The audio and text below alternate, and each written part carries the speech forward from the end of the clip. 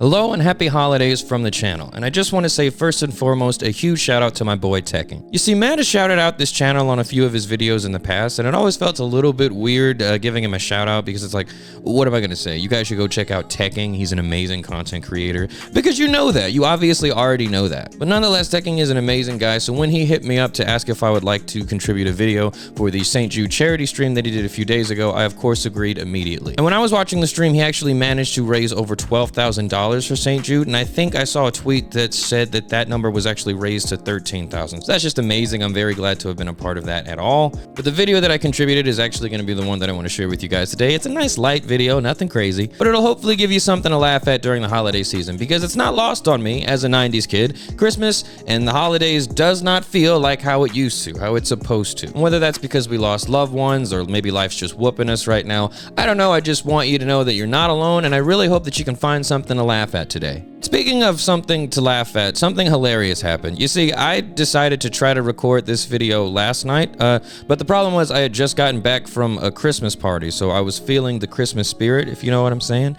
And it's just, the footage is, I mean, look at this. I'm not even using the microphone. There's no audio in a lot of this, and eventually I get it. But for most of it, it's just Goofy talking to the camera off the Christmas eggnog. And no one wants to see that. No one wants to see Goofy rant while he's drinking eggnog and go wildly off script. And I'm just so glad you guys agree, because there definitely isn't the bloopers from the video that I recorded last night at the end of this video, so you definitely shouldn't stick around to the end to check that out. But yeah, guys, that's it today. I'm still working on the next hilarious video. It's going to be Kakashi is Hilarious Part 3. I'm trying to have that out before the end of the year, working really hard on that. But I couldn't not release a video on Christmas. You know, that just felt wrong. But that about does it for the preamble, guys. If you are not of age, obviously do not drink. But if you are of age, then I hope you'll pour a drink for me and my family, because I most certainly will be pouring one for you and yours. Love you guys so much. Thank you for watching. Thank you for being interested. And I can't wait to see you in the next one. But until then, I hope you enjoy this video. So it is the end of the year, which apparently means it's time to go crazy on Twitter about who we think the strongest One Piece characters are. Like, this is something that's new to me, being a One Piece fan and a One Piece YouTuber. I didn't know that the end of year was the signal for everybody to just go crazy with power scaling. Which, as most of you know, I'm not really that interested in power scaling, especially for a series like One Piece. Because while it's interesting, I just don't see, you know, like if this were the Naruto universe or the Bleach universe, and we were talking about characters that didn't get the chance to fight, or characters that did and we just want them to run the ones again, like that would be cool. Like, I could participate in those discussions. But with One Piece, it's like,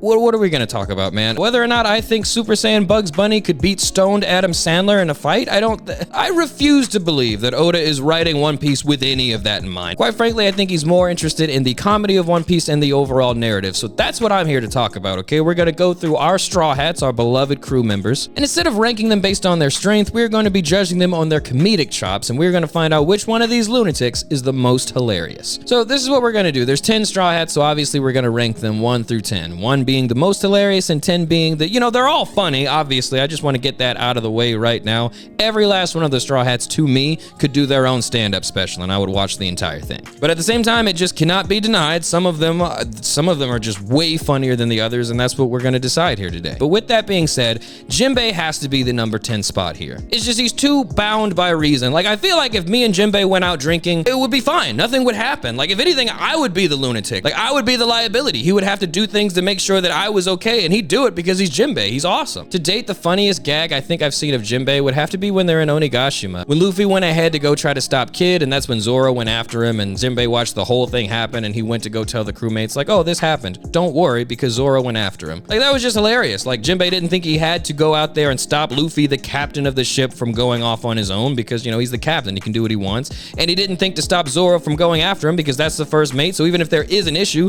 Zoro's gonna rectify it. He's the first mate. And to have the whole crew be like, Jinbei, you idiot. It's just really funny. Oh, and his reaction to Nami's Conqueror's Haki, you know, as soon as they all got their new bounties. Love you, Jinbei, but yeah, you're number 10. I'm sorry, man. So that's my number 10 pick. So now let's go on to number 9. And for number 9, I'm gonna go ahead and give that to Frankie. Because here's the thing, like, for me, obviously Frankie is funny. Like, obviously he has some really good comedic moments. But I guess for me, it's like, does he really even have a gag, like, to himself at all? I mean, like, there's the pervert gag, but it's like, that's Sanji's definitely. And, you know, Frankie's not a pervert. He's just a guy that refuses to wear pants. chance.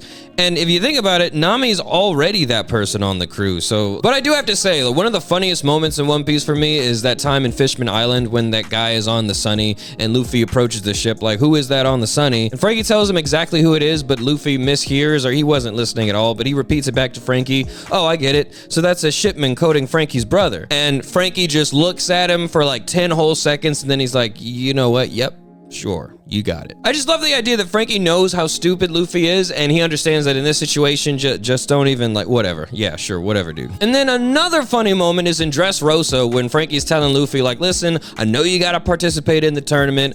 Just promise me you will not use your real name, because remember, Luffy, we are still undercover right now. And Luffy's like, don't worry, I got it. And then literally, like, not even a full second later, Luffy starts signing his full name onto the form. It's hilarious. I love that joke so much. But perhaps the most funny thing about Frankie is his post-time skip design. I can't be alone in being disappointed with how he looked at first. Like, obviously it grew on me, but like, honestly, even now, dude, I look at his shoulders and I'm like, oh God, just go back to the way you were before. Let me stop. I love you, Frankie, but as far as comedy goes, you are number 9 in the Straw Hats. Now let's move on to my number 8 pick for the most hilarious Straw Hat. Now this one might surprise you, but I'm giving that to our boy Tony Chopper. Chopper's really versatile when it comes to comedy. Like, he works really well with almost anybody. And some standout moments have to be in the G8 filler arc where he's pretending to be a doctor. That gets me every time. But a gag of Chopper's that I especially love, it might even be my favorite one, is whenever he's scared of Nami in early One Piece, like before he really gets to know any of them that well. Whenever Nami scares him, he just jumps off of the Mary, like just full on into the ocean, even though he knows that the sea will kill him. Doesn't care. He jumps headfirst in there every time because he would rather drown than be around Nami, I guess. I don't know. I love that gag, and especially there's one time where Chopper jumps in and Zoro just jumps in after him, and this all happens in the background of the scene that's playing. It's hilarious. And really, Chopper with any of the dudes in the crew, you know, like that's like a really good family dynamic they got going on. Chopper is the youngest brother, and then he's got all of these deranged older brothers. Like Usopp's the only normal one, and even he often gets Chopper involved in some pretty ridiculous situations. So it's just great. Chopper's always entertaining, and most of the time he's funny too, so I'm giving him number 8 for most hilarious Straw Hat. Let's keep it going. Let's move on to number 7. And for number 7, for the most funny Straw Hat, I am giving that to Brook. I don't know. I don't really care what your opinion of Brook's panty jokes are, or his bone jokes, whatever. Let's forget about all of that, okay? Let's even forget about how when we first were introduced to Brook, he was just a burping and farting skeleton. Let's forget about that. No, like all of it. I am giving Brook the number 7 spot purely off of this one joke, and that's when they are in Zou, and Luffy's about to let slip that they know the samurai and the ninjas and everybody on the island, which remember was something they desperately wanted to keep from the minks. So in order to stop Luffy from blurting that secret out, just immediately Brook says bone chop, and he just karate chops Luffy in the back of his head. It's hilarious. Bone chop gets me every single time. I find myself whenever I'm just walking around the house, just bone chop. And another moment that kills me every single time is in Sabaody when you discover that Duval's face is just Sanji's wanted poster, and Brook's reaction to that is, oh, it's so funny. It is so, like, his laughter is, it felt like everything was serious before then, but Brook literally, he couldn't hold it in anymore, and he literally passes away right there. It's hilarious. But yeah, I love Brook so much just for those 2 jokes alone, so I'm giving him number 7. And with that, let's go ahead and move on to number 6, and we are giving that to our beauty, Nico Robin in the cowboy hat. So here's the thing, I love Nico Robin's dark humor, I really do. Her suggesting the most terrible things that could happen in ordinary situations will never not make me smile. So that's hilarious, but the joke that gets me every time when I think about Nico Robin is in Zou, again, when they are going up the cliff, and Kanjuro drew that really awful drawing of a dragon, and they named it Ryunosuke, I think. And Nico Robin is the main one invested in this. She's not as vocal about it as everybody else. She holds it in, but like, we know how much she's really rooting for this dragon until the end, when the dragon passes away before everybody's eyes, and Nico Robin is the main one screaming, "You did it, Ryunosuke!" It's just great. I love her for that. That's probably my favorite Robin joke ever. But yeah, we're giving number 6 to Robin, and after that, we are gonna move on up to number 5, which is gonna be our beautiful navigator, Nami Swan. And it's like, here's the thing, the Nami has Conqueror's hockey gag, like, I actually love that gag. It's always funny to me. It's just hilarious how, no matter who you are, once you join the Straw Hat crew, you are now living in the reality that Nami can beat you up. Like, that's just the reality of the situation. And I love that they basically confirm that when Jinbei's new to the crew, and he tries to, like, say, hey, Nami, maybe maybe go easy on him, and Nami checks him immediately. Like, that's hilarious. Like, Jinbei was like, what, Conqueror's Haki? What is, thought you were the navigator, what's happening? It's like, as soon as Jinbei joined the crew, Oda wanted us to know, like, oh yeah, no, like, now Nami can beat him up too, don't worry. It's just funny, I love it every time. Every interaction she has with any Straw Hat, it's just hilarious, especially when she gets into her Usopp bag and she starts trying to lie and cheat her way out of just the smallest punishment. Nami's funny, man, and she's my number 5 pick for the most hilarious Straw Hat. And with that, we are gonna move it on up to number 4, and my number 4 pick for the most funny Straw Hat, that is gonna go to our boy Zoro. The Zoro gets lost gag, that has no right to still be so funny. It might be the funniest thing that I've ever seen. I don't know, I love that gag so much, and it's amplified by the fact, like, I don't know if this is true for anybody else, but like, I know somebody like that in real life, someone who is that directionally challenged. He's one of the members on my crew, and he literally cannot go anywhere. Every time we playing games online, he's like, so how do I get there? And you're just like, you just go left, and he'll be like, so which way is, and I'll just cut him off like, which way is left? I don't know, maybe go right and turn around, dog. I don't know how to explain that to you, Moose. Getting off topic, the point is, this gag is amplified for me because I know someone just as stupid, so I'm giving Zoro the number 4 spot. With that, we're gonna move it on up to the top 3, and so my number 3 pick for the most hilarious Straw Hat, I'm gonna give that to my boy Sanji. Now listen, we all have our issues with Sanji and Thriller Bark, like his pervert gag, kinda, I feel like that's when it just kinda really got off the rails and just became outright annoying, and then eventually in Return to Sabaody, he was full on just sniffing women in the street, okay? That's not pleasant. No one wants to talk about that. I want to talk about a gag of Sanji's I feel like not a lot of people are acknowledging, okay? Now listen, Sanji, this to me is the funniest part about Sanji's character. And I don't know if anybody's ever thought about this, but think about this. During the time skip, you guys know that Sanji's training for the entirety of the time skip, so every new move that he learned going into the new world, he got that by running from the Okama. I want you to really just let that sink in. Sanji was so afraid to be dressed up as a woman and afraid of perhaps even his own identity in some way. He was literally running for just 2 years straight, and that gave him all of the strength that he has in the new world. Like, that is so funny, and it's hilarious because you know Oda isn't saying that like the Okama is something that everyone in the One Piece world would run from. You put anybody else on that beach instead of Sanji, and they're having a great time. They're probably partying, having drinks. Their training isn't going to be nearly as intense as Sanji's. Sanji is the only character in One Piece that would spend 2 years running from the Okama, and it's just hilarious. Like that guy, like in Fishman Island, when the Okama like were also blood donors, I think, for him because he just kept nosebleeding everywhere. He's so scared of him. Like, it's a truly hilarious gag because I feel like there's a lot of like real people in real life that act like that nonsensically toward things that they just don't want to understand. And so what can I say? Number 3 looks good on Sanji because that's the place I'm giving him for the most hilarious Straw Hat. Now let's move it on up to the final 2. Now the number 2 pick, maybe it's surprising, maybe it's not. I'm giving that to our boy Usopp. Usopp has so many comedic bangers, I really don't feel like I need to convince you, but I'll go ahead and give you my standout. In the Davy back fight, when Usopp was coaching Afro Luffy, I just thought that was so ridiculous, so out of pocket. It fits so well into One Piece, but how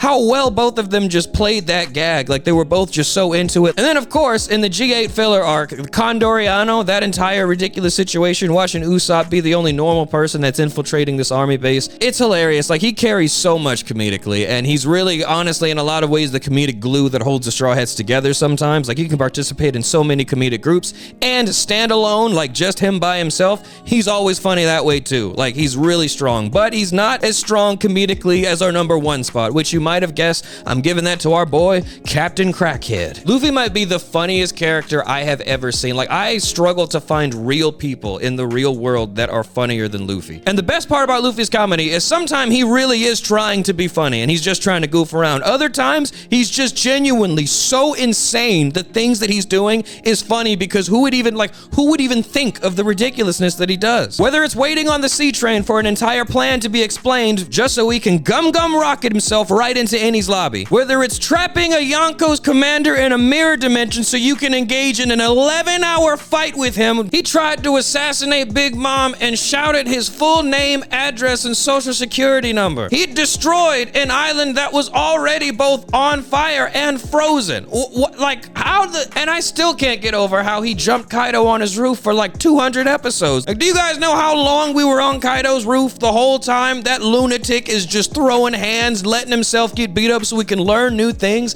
He's hilarious. And all of that capping off with Gear 5. Oh, his comedic talents are truly, they're limitless. He's taken them to the sky and he'll go farther still. I don't know, man, maybe that was not surprising at all, but Luffy is truly, truly one of the funniest things that has ever been created. And I hope his character can stay this goofy and keep making people laugh, because he is the #1 most hilarious Straw Hat, and definitely for me, the most hilarious character in all of One Piece. But that about does it for this one, guys. Like I said earlier, I was seeing on Twitter and everywhere, everyone was talking about who they thought was the strongest. I just wanted to make sure my thoughts were made known about who I thought was the funniest. So yeah, thank you for indulging me. Thank you so much for watching. Thank you for being interested, and I cannot wait to see you in the next one. Did you like the video from my best friend Tekking? We played on the monkey bars back in the grade school. You know what? Actually, before we end the video, eggnog is stupid, okay? Not because it tastes bad. I actually love eggnog, but it's got the shelf life of regular dairy products. If you're gonna taste that amazing, you should last a couple more days. And please remember to be kind to people. Please remember to be funny, be goofy, just make people smile, make people laugh. Every time you engage with negativity, with more negativity, you are actively making the world a worse place. But every time you approach a situation with the boundless optimism of an unhinged crackhead eager to destabilize local government, there's no way you're not gonna make the world a better place.